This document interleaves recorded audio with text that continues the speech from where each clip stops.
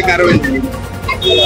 महानगरपालिकेला आयुक्तांना आम्ही या ठिकाणी विनंती केलेली होती की या ठिकाणी जी काही बेकायदेशीर बांधकामं आहेत त्याच्यावर काही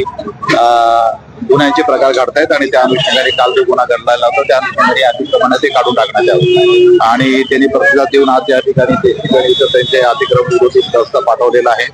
आणि पोलीस प्रोटेक्शन आमचे डीसीपी एसीपी आणि सर्व अधिकारी या ठिकाणी उपस्थित आहेत आणि सर्व अतिक्रमण जे आहे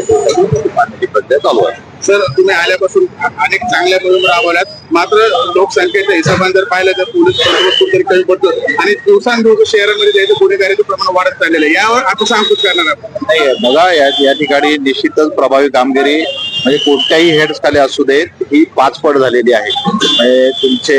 नार्कोटिक्स असू दे किंवा कोणत्याही इतर बाबतीमध्ये निश्चितच प्रभावी पोलिसांची कामगिरी झालेली आहे. याच प्रकारे कारवाई सातत्यपूर्ण कारवाई आणि प्रभावी कारवाई भविष्यामध्ये होत आहे. आणि आज छत्रपती संभाजीनगर महानगरपालिका एरियामध्ये ज्या ठिकाणी डीपी रोडवर ज्या अनाधिकृत गोष्टी झालेल्या आहेत त्या सर्व तोडण्याचा कारवाई आम्ही बीड बायपास आणि त्यानंतर बिडकीन रोड, पैठण रोड आणि नंतर जालना रोड याचा आम्ही ऑलरेडी अनाउन्समेंट वगैरे सुरू केलं होतं. काल रात्री दुर्दैवी एक घटना आणि नितीन सनपाल म्हणून या व्यक्तीचा मर्डर त्या ठिकाणी अनाधिकृत झालेला त्या ठिकाणी टपरीमध्ये आणि विशेष करून त्या ठिकाणी चिकनचा मटनचा आणि अनाधिकृतपणे झालेला व्यवसायाच्या ठिकाणी एक आपसाच्या भांडणामुळे किंवा त्यांनी त्या ठिकाणी मर्डर केलेला आहे आणि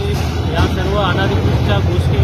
या ठिकाणी परत होऊ नये म्हणून प्रामुख्याने सरकारी जागेवर बसलेलं अनाधिकृत सर्व गोष्टी आपण काढून टाकण्याचा कारवाई सुरू केलेली आहे आणि आज दिवसभर या कारवाई करून सर्व गोष्टी आपण काढून टाकण्याचा या आधी सुद्धा कारवाई झालेली होती. पुन्हा लोक बसलेले लोक पुन्हा बसू नये यासाठी काय पुन्हा बसू नये म्हणून त्या ठिकाणी जे डीपी रोड आहे तातडीनं रोड करण्याचा आणि एमर्जन्सीमध्ये रोड करण्याच्याही सूचना दिलेल्या आहेत. जसं ह्या बाजूने आहे त्या बाजूने सुद्धा सर्व्हिस रोड आहे आणि शहराचा पर्यटक आणि लोक येणारे एक प्रमुख रस्ता म्हणून जालना रोड ओळखला जातो आणि या रस्त्याच्या अवतीभोवती असलेल्या सर्व अनाधिकृत टपऱ्या अनाधिकृत व्यवसाय करत असलेल्या विशेष करून चिकन मटन या चिकन मटनचे कोयता घेऊन माणसांना कापणे हे नराधामाचेच आहे आणि अशा ठिकाणचं जे त्यांची अड्डा आहे त्याला जर संपूर्णपणे काढून टाकण्याच्या कार्यक्रम आज तुमच्यामुळं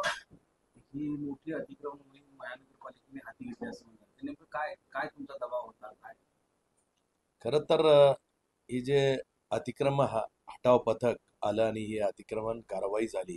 या कारवाई माग एक निरापराधांचा खून झाला आणि या जो खून करण्यात आला ते उघड्यावर मांस विक्रेत्या च्या दुकानातून हा खून झाला आणि निश्चितपणे गाव गुंड अतिक्रमित जागा करून तिथं बसतात आणि एक हौदस घालण्याचा जो प्रयत्न करतात त्या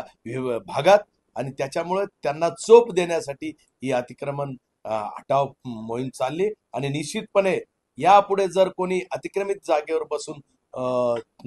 जर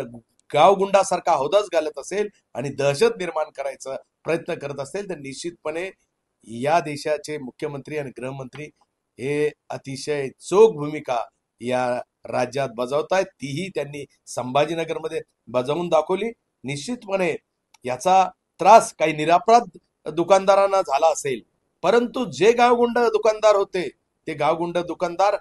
साफ केले पाहिजे, जमीनदोस्त केले पाहिजे. ही भूमिका घेऊनच येणाऱ्या काळामध्ये ही गावगुंडशाही आणि दिवसाढवळ्या खून करणारे, दिवसाढवळ्या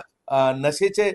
साहित्य विकणारे या सर्वांना चोप लावण्यासाठी ही कारवाई आहे. तुम्ही अधिकाऱ्यांवर प्रचंड दबाव आणला आणि ती केलीच पाहिजे, तोपर्यंत आम्ही ते मृतदेह सुद्धा हातात गेला नाही अशी पण